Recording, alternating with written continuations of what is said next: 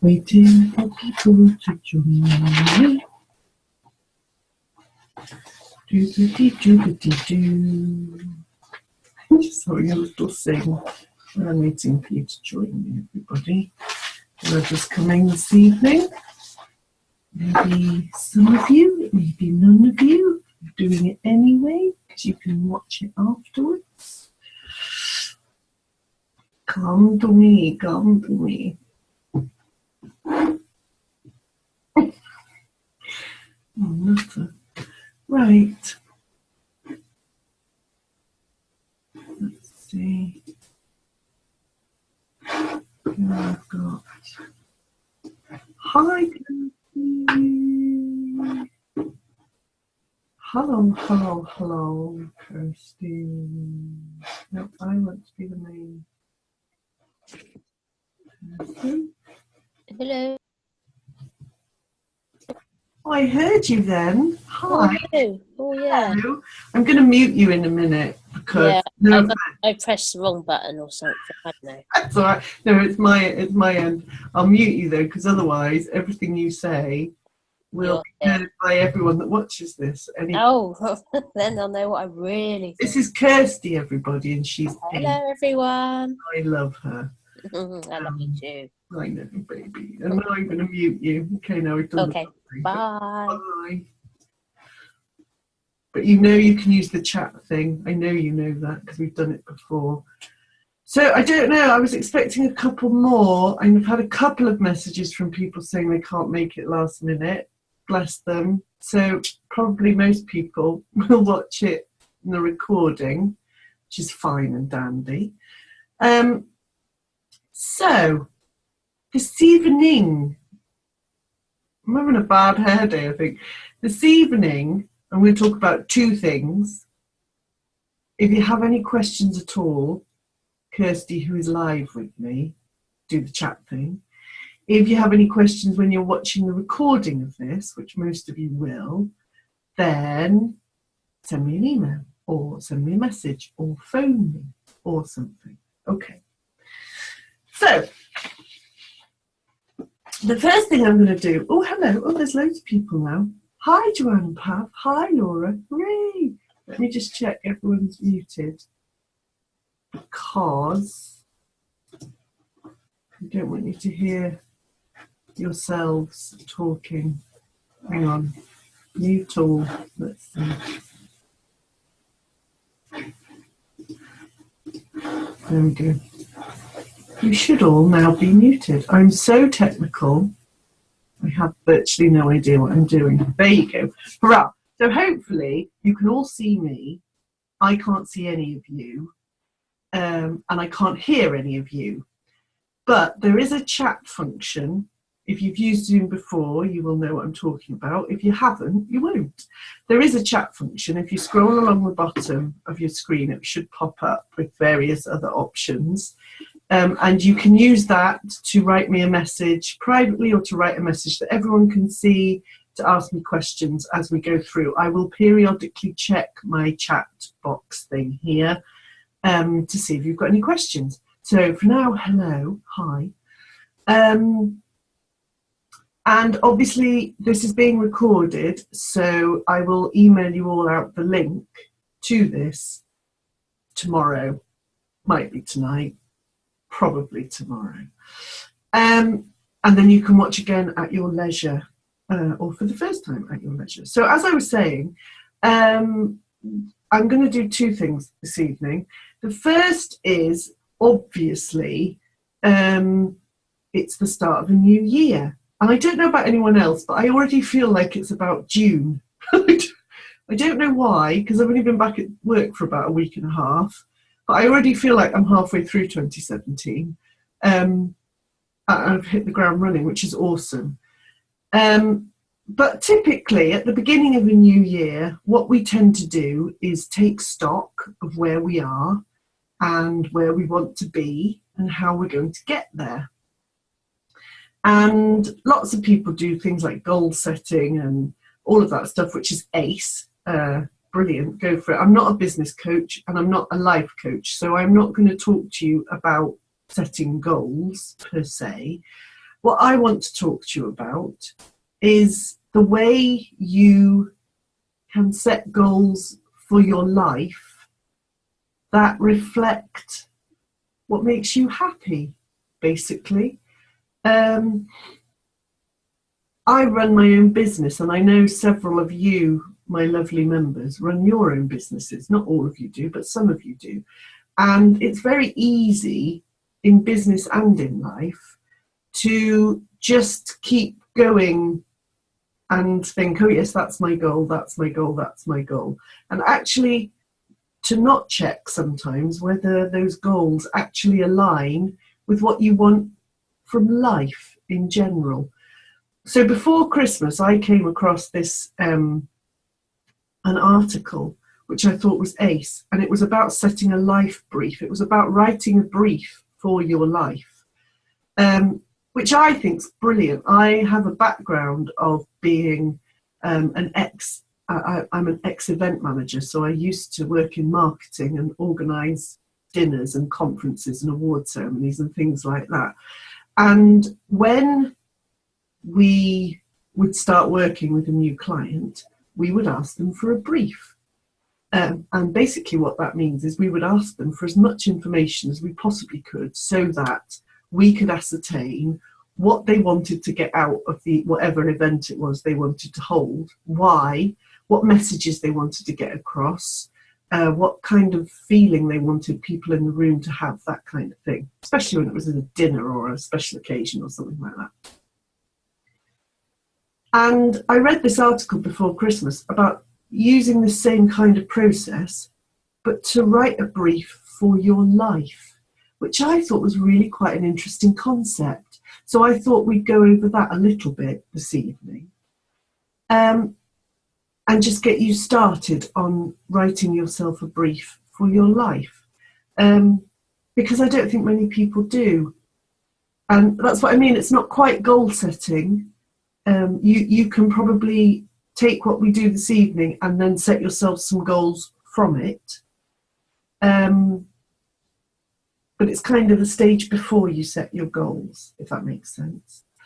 And then the second thing I'm going to cover this evening is overwhelm, because, well, for two reasons. One, because, as I say, I started my working year a week and a half ago, and I really did hit the ground running. I had an enormous list of things to do, which I haven't got through yet, because 2017 is going to be awesome, obviously. And I experienced a little bit of overwhelm myself for the first couple of days that I was back working. And then I bumped into a couple of you lovely people at a couple of networking events over the last week or so. And you both, two or three of you, mentioned overwhelm to me. So I thought it would make a good extra thing to cover overwhelm. Okay, so that's what we're going to do tonight. My poster's just popped off the wall.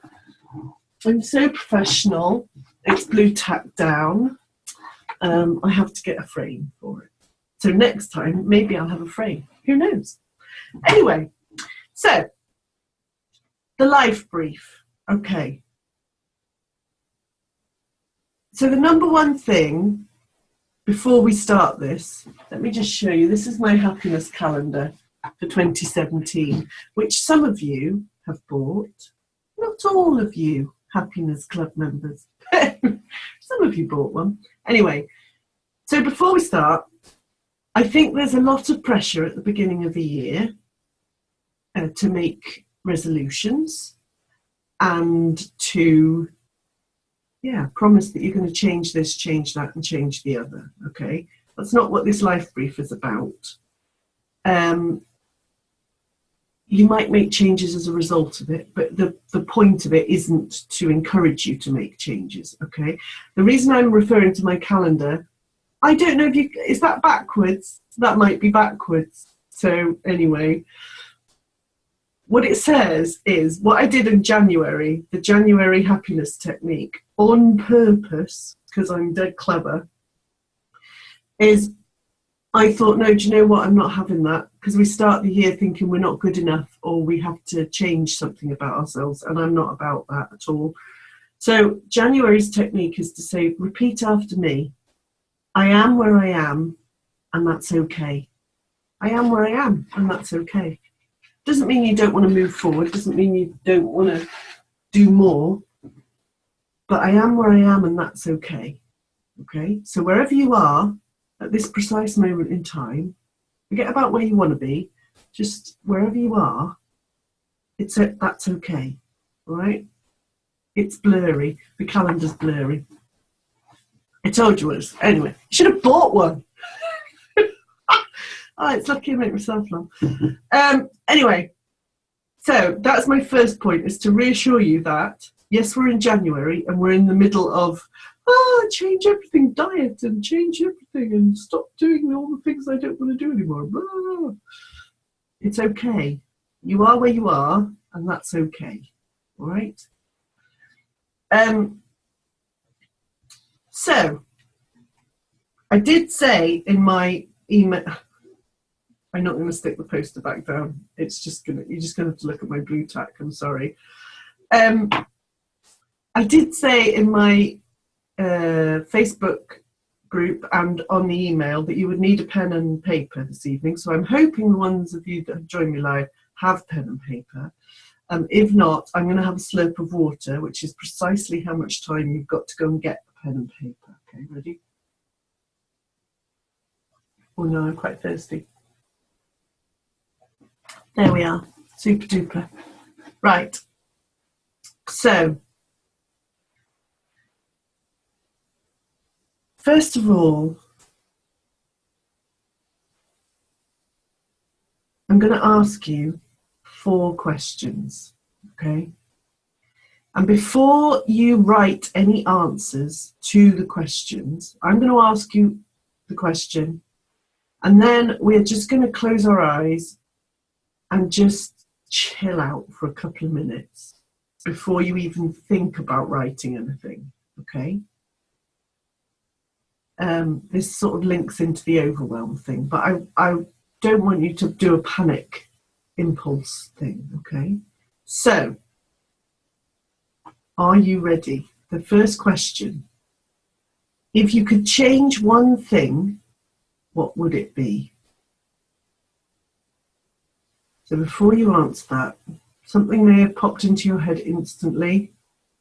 Just close your eyes and just take a couple of deep breaths. And just let that relax through you as you breathe out.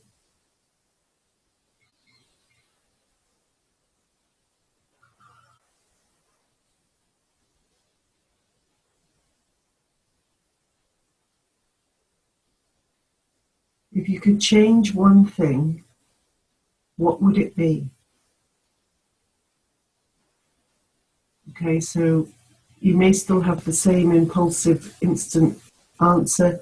You might have given yourself headspace and breathing space to allow something else to come in. So just make a note of it, okay?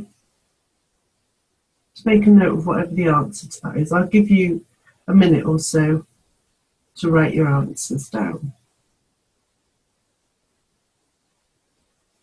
If you could change one thing, what would it be?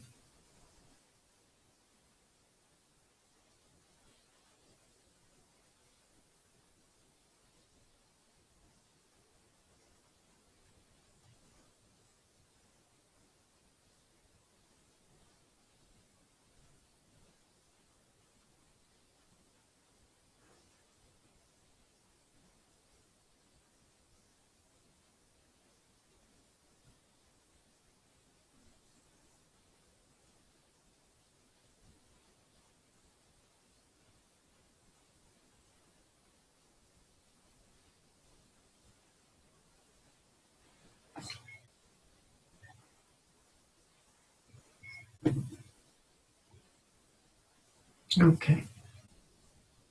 So, hopefully you've written something. If you want to share as we go through this, absolutely do, privately or to everyone, it's fine. If you don't want to, it's also fine. And if you share privately, also, I won't share with anyone else. If you want to send me stuff afterwards or ask me any questions, that's absolutely fine too. Okay. So the next question: if you could have more of something, what would that be?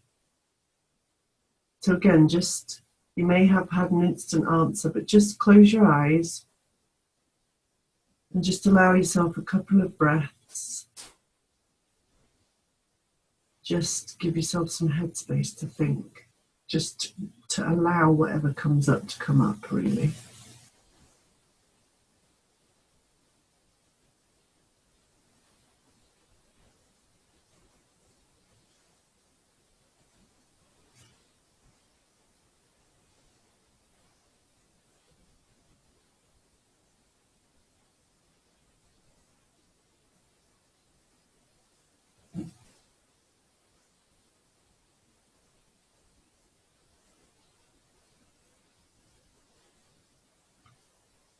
And then just gently open your eyes.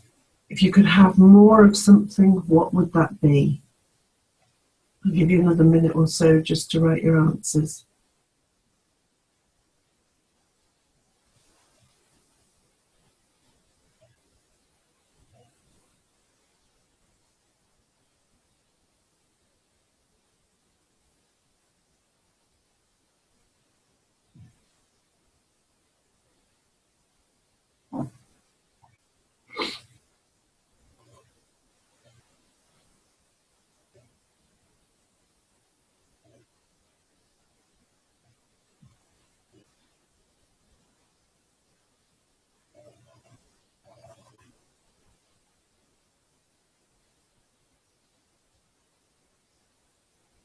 Okay, so hopefully you've got something for that one too.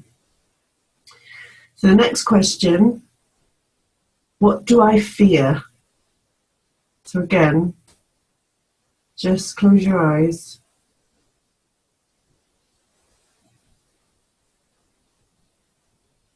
Let yourself relax down with a couple of breaths.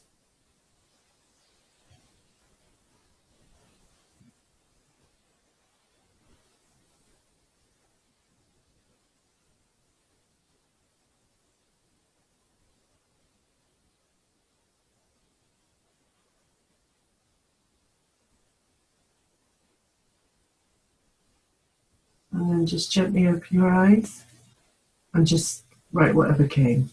What do you fear? What do I fear?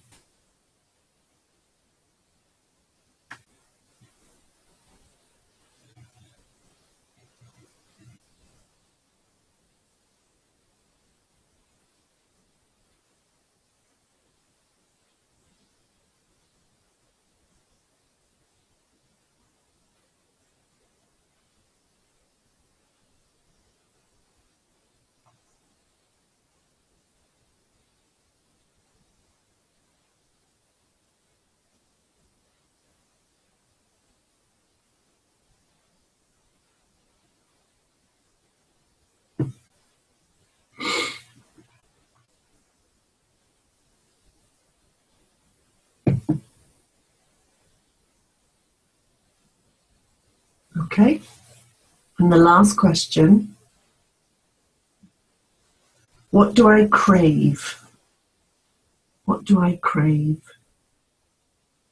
So again, just let yourself relax before you answer it. Just give yourself a couple of breaths.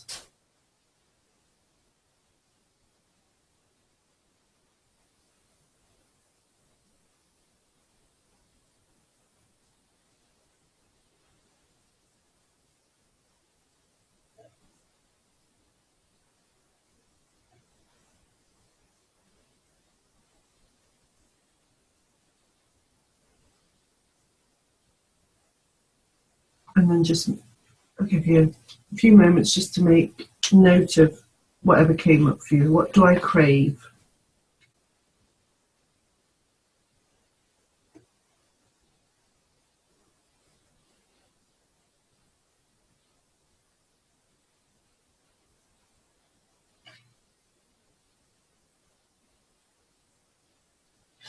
Okay. So, just to give you an idea, I did this myself over Christmas, and because I wanted to test it out and see if it was worth doing with you lot, obviously. So I thought as we go through each section of it, I'll share my answers with you, just to give you an idea. Obviously, whatever I put isn't right or whatever. It's just what I put. But I thought it might help if I demonstrated, shall we say. So, and this will be backwards for you. See, just to prove that I did it. There you go. If you could change one thing, what would it be? And I put, it would be my relationship with my eldest daughter. Not that it's massively bad, it isn't at all, but she is the child that I butt heads with. I have 2 daughters, as most of you know. And she and I have a very loving, affectionate relationship, but we also butt heads.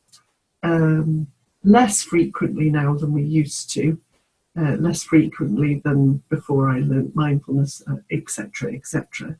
But we do still butt heads. We have that dynamic set up in our relationship between us where we just do that occasionally.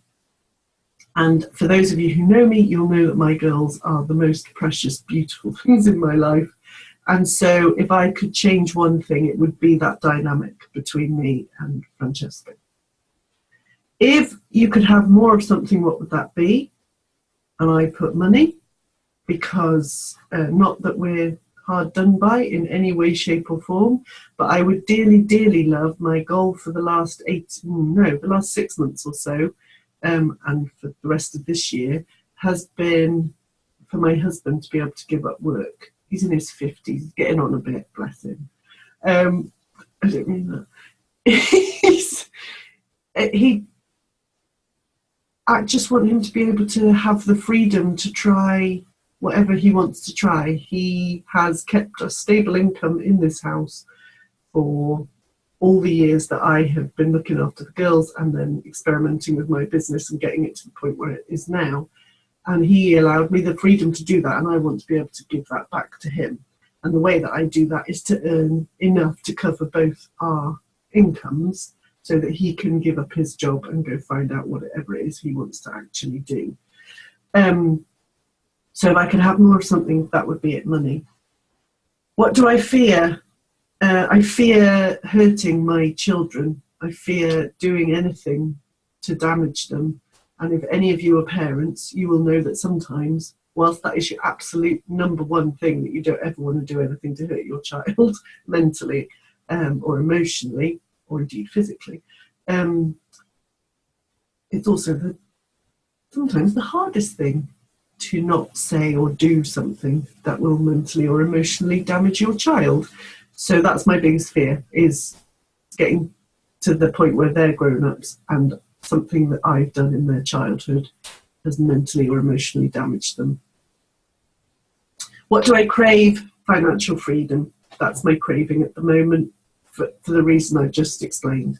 The freedom, because financial freedom would give my husband his freedom, would give me more time freedom. I'm a very busy person. I would like to be less busy, but still have lots of dosh. So there you go. Simple as. So they're my answers to those questions, okay? So now we have some more questions to flesh stuff out a bit, okay? So I am going to do these. We're not going to do the close your eyes. The 4 main questions are the main ones, all right? But it helps to ask yourself a variety of other questions just to flesh out those bits and bobs, okay? So examples are, what's your enemy? Okay? What's your enemy? Just take a few moments and just see what comes up for you instinctively. What's your enemy?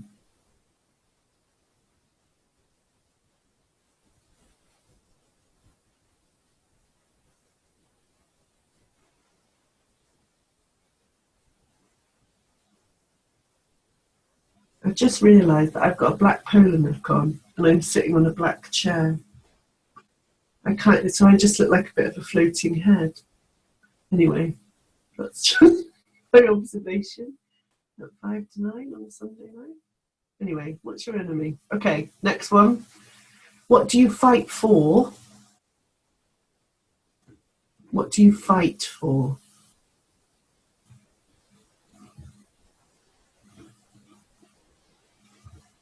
And feel free to be writing these questions down to do them yourself later in more detail, or just, I didn't say what I crave. I did, I said financial freedom. Did I disappear? Did the technical thing not happen? The thing I craved was financial freedom. It's all right, don't worry, don't apologise. It was similar to the question before it. Okay, so what do you fight for? What do you fight against?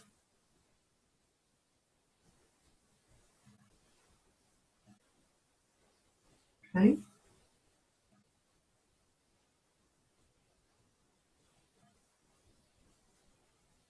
Next one. What gets you out of bed? Come hell or high water, rain or shine, what gets you out of bed?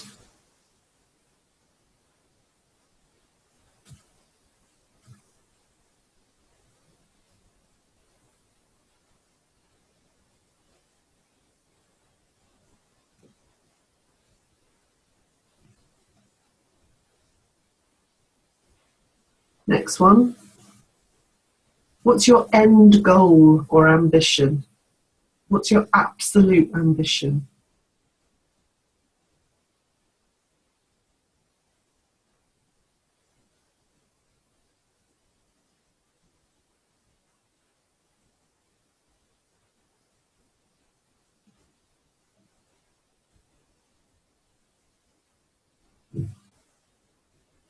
Okay. 3 more. You ready? If you could be remembered for one thing, what would it be? One thing.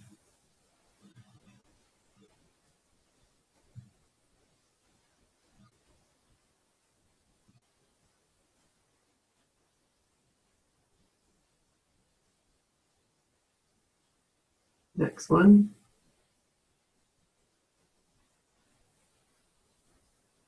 What are you the best ever at?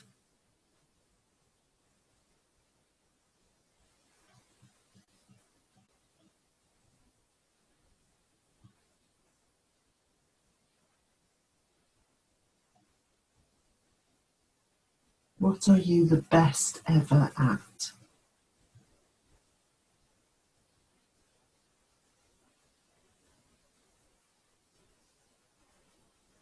And the last one, you're probably all scribbling like crazy, bless you.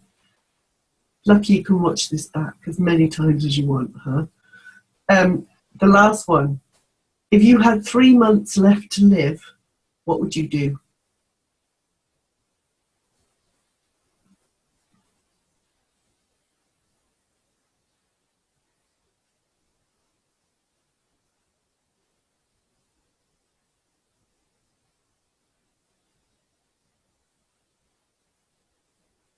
Okay.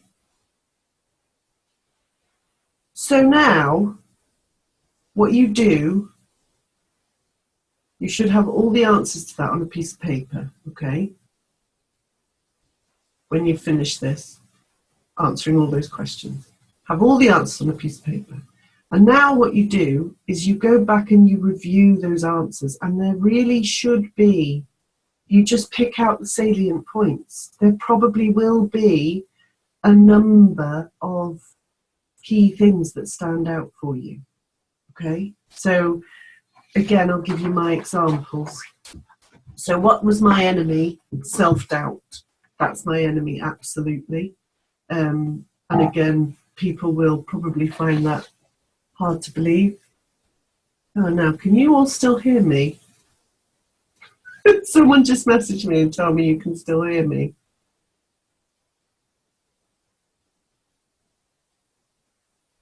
I'm going to continue as if you can all hear me. Yes, we can. Bra, thanks, Carl. Right. Hooray. I just did something on my keyboard and I wasn't sure if it would mute me. Anyway, it's so technical. So my enemy is self-doubt, okay? And it stops me doing quite a lot of things. And I didn't really realise that until I answered these questions. For instance, last week I did a live thing in one of my networking groups and got quite a good reaction, quite a lovely reaction actually, bowled over completely by it. And the guy that leads the networking group runs a businessy exhibition in September. And I badly want to be a workshop. I want to run a workshop at that exhibition. And I have wanted to for the last year or so. Anyway, I figured that after this live thing I did on Saturday, that I might have caught his eye, that I might have enough of a profile to do something. So I put in my diary that I wanted to send him a message and ask him if I could run a workshop, basically. And it took me till Thursday afternoon to pluck up the courage, even though I thought about it on Saturday. Anyway, and I put it in my diary for Thursday, and I spent the whole day on Thursday doing other stuff and working my way up to it. And then I did some meditation before I did it, and then I sent him the message, and he answered me like that, bit my hand off, literally bit my hand off. I was completely made up. But the thing that stopped me, the thing that made me wait so blinking long to ask, was self-doubt. So that's absolutely my enemy, okay? What do I fight for? Fairness. What do I fight against? Sadness and injustice. Two things there for me. What gets me out of bed? My work and my children. My family, definitely. Although my children and I quite like spending time in bed. So there you go. Anyway. My absolute ambitions and goals are financial freedom and time freedom. Those two, top. What do I want to be? If I could be remembered for one thing, what would it be? It would be the Happiness Club, because I've never come across anything quite like the Happiness Club, and I'm unbelievably proud of it. And yeah, I would like to be remembered for the Happiness Club. What am I the best ever at? And this one, you just have to leave your inhibitions and that slightly creepy feeling that you get where you tell yourself that you're good at something. Just park that and just be honest. And when I parked it and I did this for myself, what am I the best ever at? I put writing the posts for the Happiness Club. I get so much feedback from people who've been on the free trial or from members telling me that the story, when I write a story, and it's normally a story about the girls, I'm doing that because they're in bed, which is over there. Their bedroom's over there. Anyway, when I write a story about the girls, but there's a life lesson in there. And I quite like the way, I've always wanted to be a writer. I didn't realise that I would be a writer in the way that I am. But yeah, so that's what I put I'm the best at. If I had 3 months left to live, what would I do? I'd train someone to do the same work as me, time freedom, and so they could carry on because I've only got 3 months left to live in this scenario. Show my girls the world and cuddle a lot. That's what I put. So when I looked at my piece of paper then, this one here, where I wrote the answers to all of that, there were things that stood out from those first 4 questions and from the answers to these quicker questions.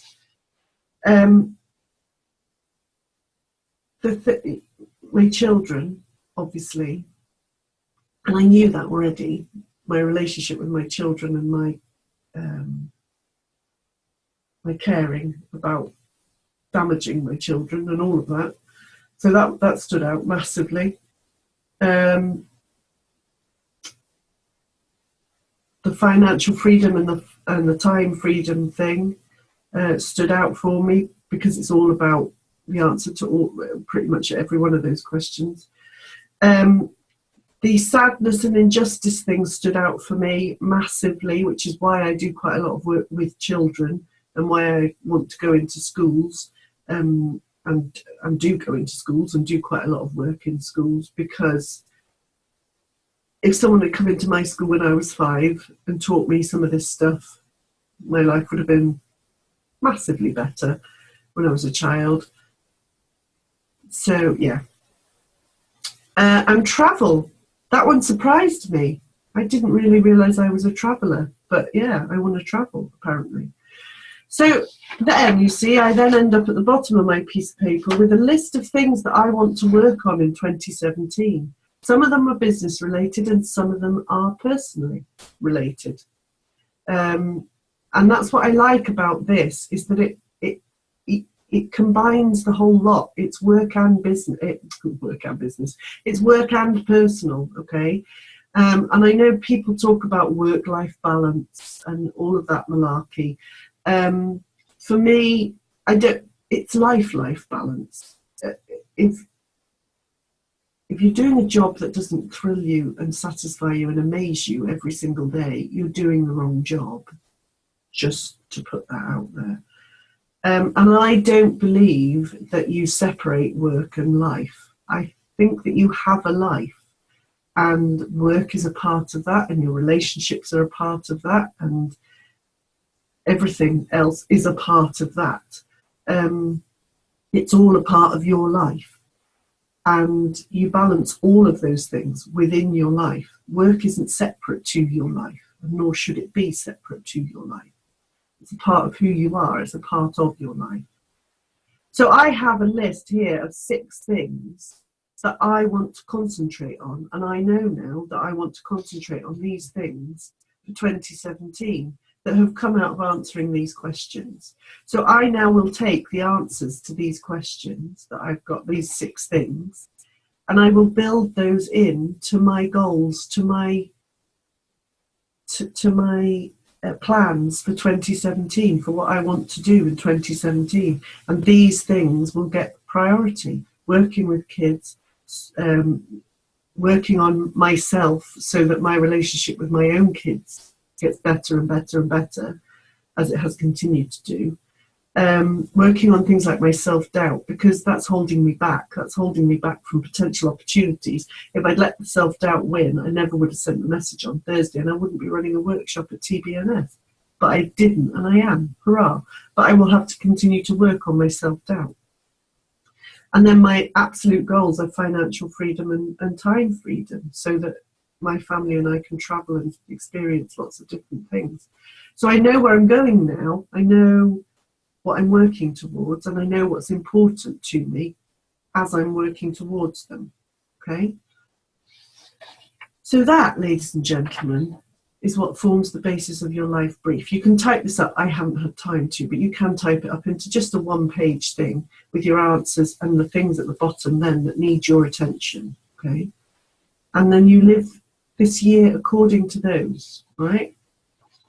So I hope that made sense.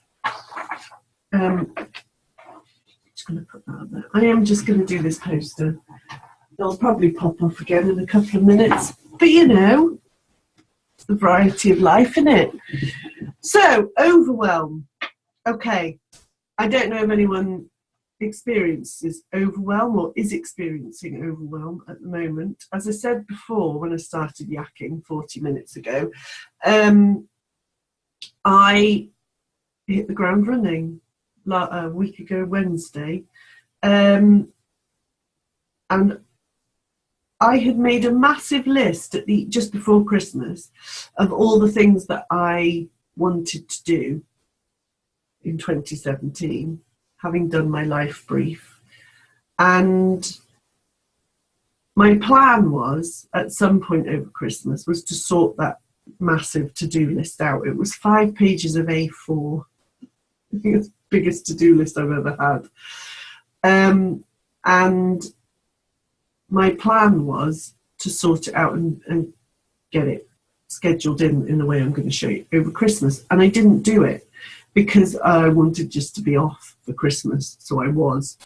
And so when I came back to work on the first day of the year, the first working day for me, which was the 4th of January, I was just faced with these 5 sheets of paper with just endless to-do things on.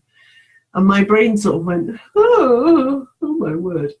So the process I'm going to take you through now is what I've done to manage that overwhelm, okay? Because if you try and do work when you're feeling stressed, if you try and sort stuff out when you're feeling stressed, you just do a bit of this and a bit of that, and a bit of this and a bit of that, and a bit of this and a bit of that, and a bit of this and a bit of that, and you won't actually achieve very much, okay? So the absolute number one thing that you do when you're feeling overwhelmed is, first off, is to do nothing, okay? I know that sounds a bit weird, but the first thing you do is relax, okay? You sit down, and if you're into meditation or you listen to any of the recordings I've sent you, do a meditation, okay? Spend 10, 15 minutes. It doesn't have to be a lifetime. Just chilling yourself down, okay? If you're not really into meditation, or I haven't convinced you how ace it is yet, then the next best thing you can do is just some deep breaths just to calm yourself down. So I'm going to teach you my favorite breathing exercise right now, okay? Some of you I will already have taught this to, because some of you have been with me for a long time and you've seen me speak, or you've come on one of these, or I've sent you it in the club, whatever. But I'm going to teach you it, okay? And what they're called heart breaths. And what we're going to do is we're going to breathe in for the count of 5, hold for 2, and then breathe out for the count of 5, okay? So I'm going to count. I know you can count to 5, but I'm going to count so you can focus on the breathing, okay? And the trick is to make the breath in last for the count of 5 and make the breath out last for the count of 5, okay? Don't do a massive big and then be going purple before I say breathe out, all right? Really nice, deep, slow breath in. So you ready?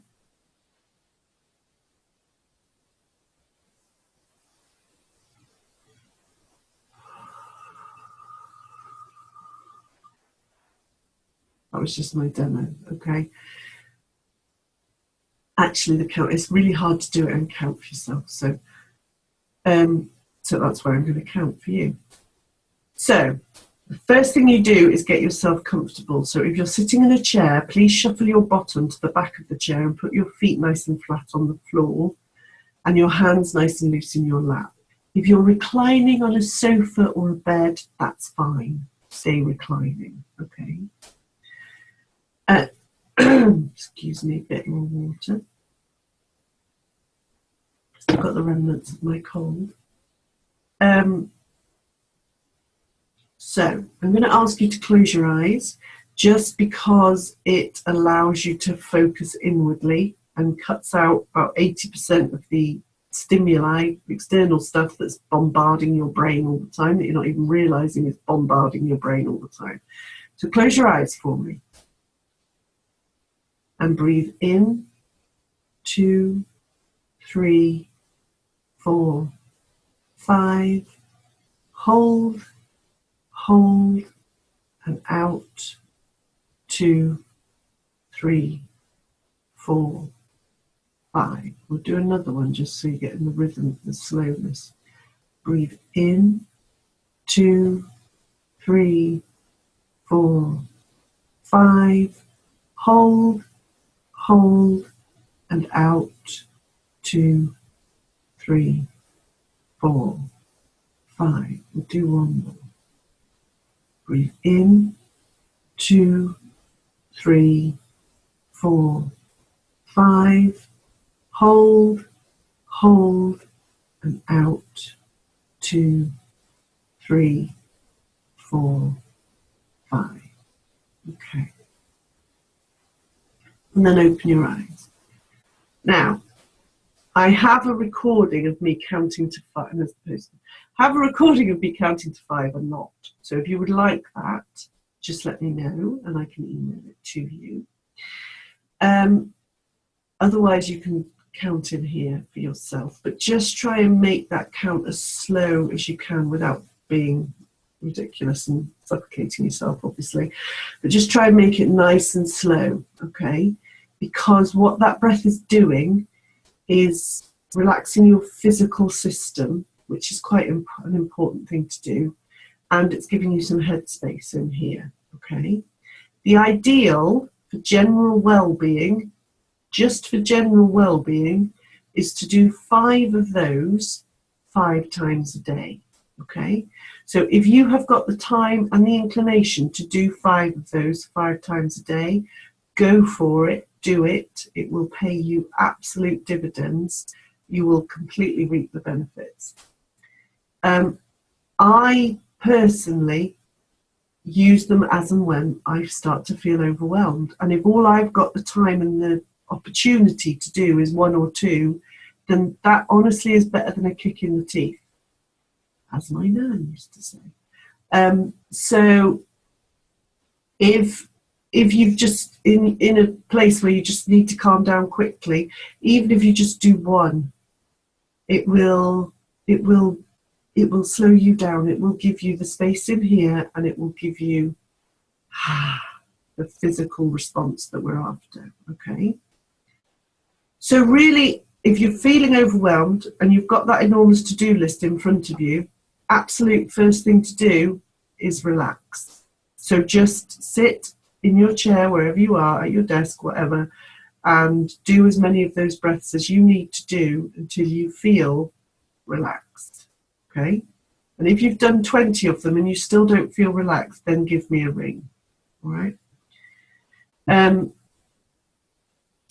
The next thing that you do is you make, which is what I did before Christmas, you make the world's most enormous list, okay? Lots of pieces of A4, okay? Write absolutely everything down. Get it out of here. Do not walk around with jobs to be done in here and in here alone, okay? Write them down. I do use a calendar. I don't know why I'm showing you my phone, because it doesn't mean anything. But I use a calendar on here, a diary on here, which is lovely. But for the actual physical act of getting it out of here, you cannot beat pen and paper, okay? Get it out of here and onto paper with a pen, all right? Write them down. Make that enormous list. What you then do is go through your list and you prioritize it. Now, there are 2 ways that you can do this. You can take 3 separate sheets of paper and you can write at the top of one urgent, at the top of another important, and at the top of another can wait, okay? And then you go through your enormous list and you take the first job and you decide which category that sits under. Is it important or urgent, or can it wait? Okay, and you just work your way through your enormous to-do list, your 5 sheets of A4 if you're me, and you slot each to-do into one of those columns, okay? The other thing you can do, which is what I did this time, is to literally just use a number system. So I went through my big enormous list and I numbered the urgent stuff 1, the important stuff 2, and the can wait stuff 3, all right? So that's just a quicker way of doing it. And then once you've done that, once you've been through and numbered everything, then you take 3 pieces of paper and you, I'm trying to get them together to show you. Then you take your 3 pieces of paper and you write number 1 jobs, number 2 jobs, and number 3 jobs. Okay, and I'm fairly aware that this is all backwards for you to see, but never mind. And then you just literally on your piece of paper, you write all your number 1 jobs on that piece of paper. So that's all my number 1 jobs. Okay, And then you write your number 2 jobs and your number 3 jobs, and so on. Okay, so by the end of that process, you've gone from having one enormous to-do list to 3 pieces of paper. And you know which ones need your attention first. Okay, do not leave yourself with this enormous to-do list, because every time you look at it, you'll go, I don't want to do that. I don't want to do any of it. And you'll panic the hell out of yourself. Okay, so just don't. Make them into smaller lists. Okay, and then what you do is you then take your diary. Now, I said before I use a diary on my phone, and I also have a paper diary, okay, which is very pretty, I think. And what you do, I'm trying to find a page to show you, is you then go through, let me show you that one, okay, and you basically take the first number 1 job, and you write it in your first available time slot in your diary. And then you take the next one and you write it in your diary. Then you take the next one and you write it in your diary. Okay, so that, okay? And you just work your way through your diary, plotting those jobs in until there's no more jobs. And then you can get rid of those lists. I'm still in the middle of this process because I've had so many meetings and things to start this year that I haven't finished scheduling all my jobs in. But once I have these 3 pieces of paper will be going in the bin, which is down here, okay? And I will have got rid of them. So I'll have gone from an enormous to-do list to manageable to-do lists to no to-do lists, because it's all in my diary. And do you know what? Once it's all in my diary, all I have to do then is look at the day. Where are we? 16th of January tomorrow. So all I have to do tomorrow is look at tomorrow. I'm going on a workshop tomorrow, that's why it does that. And then I've got a few bits of work to do afterwards. Okay? But all I have to do tomorrow is look at tomorrow and do what it tells me to do tomorrow. And then all I have to do on Tuesday is look at Tuesday and do what it tells me to do on Tuesday, and so on and so forth. So I am no longer scaring the pants off myself by looking at an enormous to-do list or by having a million things whirling around in here. None of that is happening anymore, okay? And the reason that none of that is happening and none of the panic is happening is because you know, once you've finished putting it into your diary, I'm about halfway through doing mine, so once I've finished doing that, which will hopefully be on Tuesday, then I know it's all planned in. It's all in here. We've got it all done. So I can just take each day as it comes. No overwhelm necessary, okay?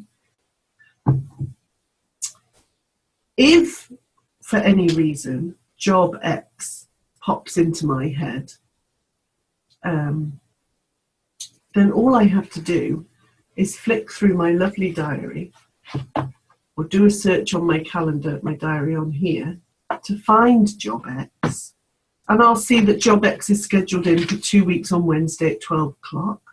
So I don't need to think about job X until 2 weeks on Wednesday at 12 o'clock, because that's when I've put the time aside to deal with job X. So I don't need to think about it now. I can think about it 2 weeks on Wednesday at 12 o'clock when it's already planned into my diary. Hurrah. Much calmer, much nicer way. Wednesday and Thursday of last week, not last week, the week before, when I first came back to work, I was running a couple of workshops and I had a couple of meetings booked in. So I literally had this enormous to-do list on my desk for those 2 days. So every time I came back to my desk, I went, oh my God, look at everything I've got to do. Okay.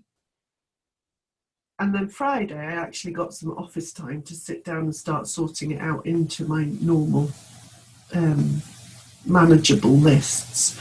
And as soon as I'd done that, the sense of just relief that came over me because all of a sudden it looked manageable. It looked like I could do it. And then as soon as I start writing it in here, I get another sense of relief because I know I can do it. I know that I can do those 4 things that I've got in for Tuesday. I can do them easily. And I know that I can do those 5 things that I've got booked in for Thursday. I know I can do them. Awesome. Because there's only 5 of them. There's not 300 million on a big list. There's 5 of them. That's ace. Okay? So, hopefully, that has given you some tips. Hopefully, the life brief will help you just collate your thoughts on what actually is important to you for this year, and give you some kind of focus so that you can start doing all this goal setting stuff that all the business coaches and life coaches bang on about, which is awesome stuff. I'm not taking the mickey. It is awesome stuff. But you really have to, before you set goals like that, you really have to have an understanding of what is going to make you happy, what is going to give you that buzz.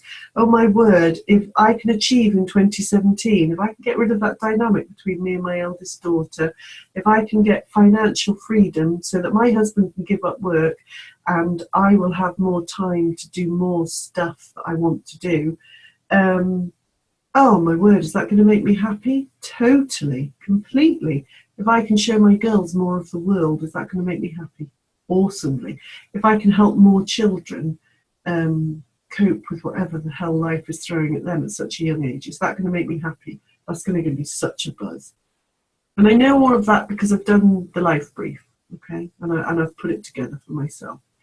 So have that understanding before you then go out and set your goals. And once you've set your goals and you've got your enormous to-do list and you look at it and you go, oh my God, how am I going to do all that? Then I hope what I've taught you about overwhelm will help you cope. And I'm not just talking about work here. Yes, work is awesomely important. We all know that. But when you do your to-do list, do it for life as well. You know, I don't just have a to-do list of business stuff to do. I have a to-do list of I run a house and I have 2 kids and and a husband I would quite like to see occasionally and all of that kind of stuff. So put all of that in your to-do list and plan it all in and know that you've got it covered. Okay. If you need any more in-depth help on it, I am here. I am very happy to help you. Okay. If you have any questions, there's not one single question in the chat function, so I'm hoping that that means that every word I've said makes perfect sense. I'm sure that's exactly what it means. Either that or you're all asleep. But if you have any questions, fire them across. Email, message me, text me, ring me, whatever. Oh, yay, it made complete sense. Hurrah! If when you come to do it for yourself, you go, oh no, I don't know what I'm doing and I can't remember, just get in touch with me. It's absolutely fine. And have a lovely rest of your Sunday evening. I'm going to go and watch Sherlock now. Oh, bless you. Thank you. Thank you. That's really kind of you to say.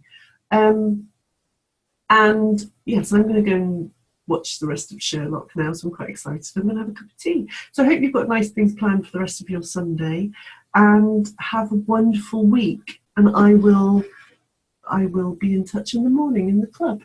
Take care. Bye. Good, Laura. I'm glad you enjoyed. Thank you. Bye.